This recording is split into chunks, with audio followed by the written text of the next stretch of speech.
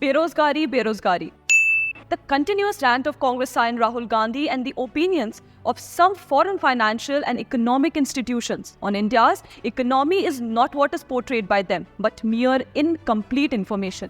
Recently, Citigroup India had expressed concern about India's inability to create enough jobs for its growing workforce. In a report, it stated that India needs to create 1.2 crore jobs every year in the coming decade, while it seems to be moving on the path of creating only 80 to 90 lakh jobs every year. But do you know, this information is just half-baked, which is confirmed from a recently released report of Reserve Bank of India.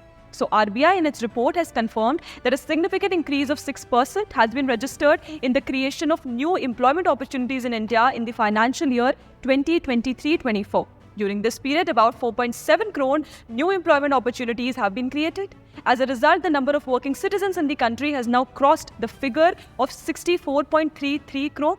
Last year, this growth was 3.2%. Now you must be wondering how there are two figures of employment generation in India, wherein Citigroup states that only 80 to 90 lakh job opportunities are in India, while RBI claims India is creating 4.7 crore employment opportunities. So this difference in figure is due to the assessment methods of both the institutions. To respond to the Citigroup analysis, the Ministry of Labour of the Government of India, using the data of Periodic Labour Force Survey and Reserve Bank of India's KLEMS database, has reported that 8 crore employment opportunities have been created in India between the years 2017-18 to 2021-22, which is more than 2 crore jobs created on an average every year, despite the global economic disruptions caused by the COVID-19 pandemic in the year 2020-21.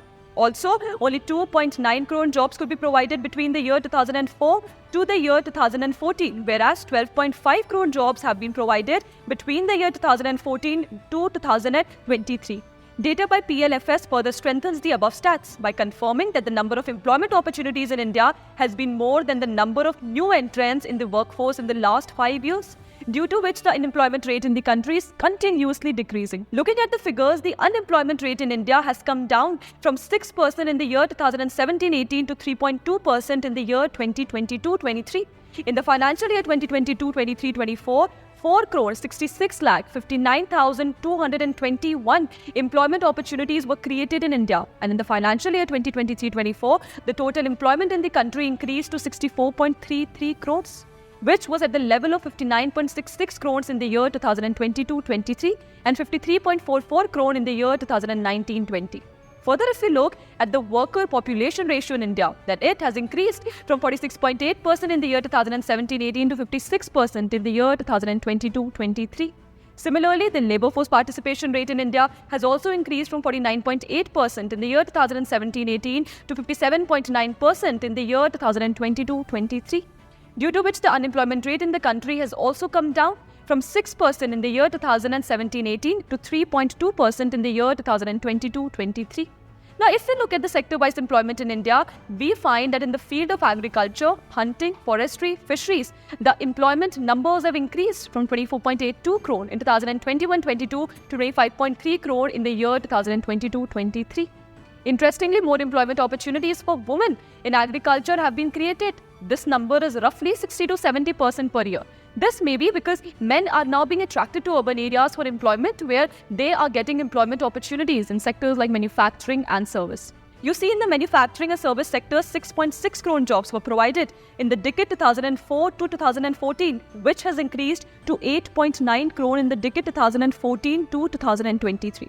In fact, an annual survey of unincorporated sector enterprises gives the figure of 56.8 crore citizens reported to be employed in the country. A thing to note here is that due to many important decisions taken by the central government in the financial and economic sectors, the size of the informal economy is gradually decreasing in the country, and the size of the formal economy is increasing, due to which new employment opportunities are being created in India in the formal sector.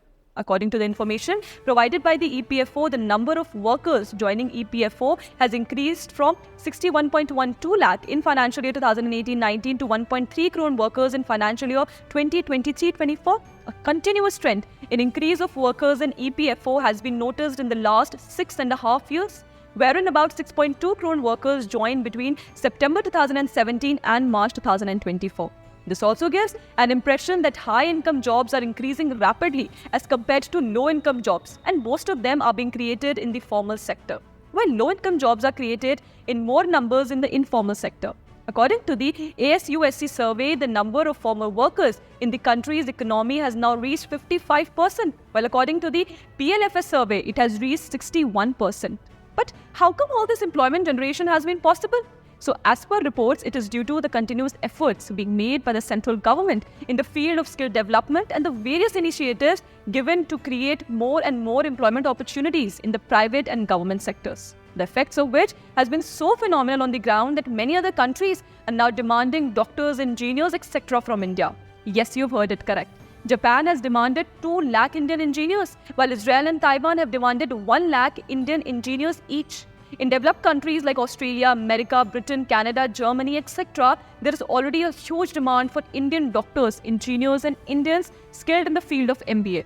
Even Arab countries are eyeing Indian doctors, engineers, and MBA experts. So all these facts and data prove that the incorrect and inaccurate analysis of opposition leaders and some foreign institutions is nothing but a strategy to serve their own personal interests by painting a bad image of India. It is important that one is beware of such misleading news and remember that sometimes what appears like a conclusion is actually different from reality.